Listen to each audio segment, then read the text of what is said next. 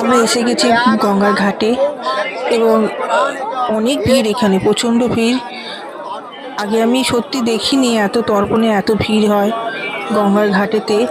বসার জায়গা নেই, দাঁড়াবার জায়গা নেই। যা হোক করে তর্পণটা কমপ্লিট করলাম। আমি আমার হাজবেন্ড দুজনেই এখানে আছি। আর আমি আমার বাবার জন্য তর্পণ করছি। আর এই দিনটা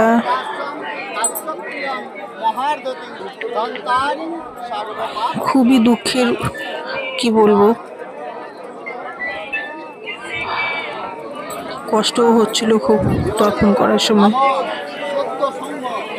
আপনারা যেখান থেকে দেখছেন আপনারাও কমেন্টে জানাবেন আজকে আপনাদের দিনটা কেমন গেছে।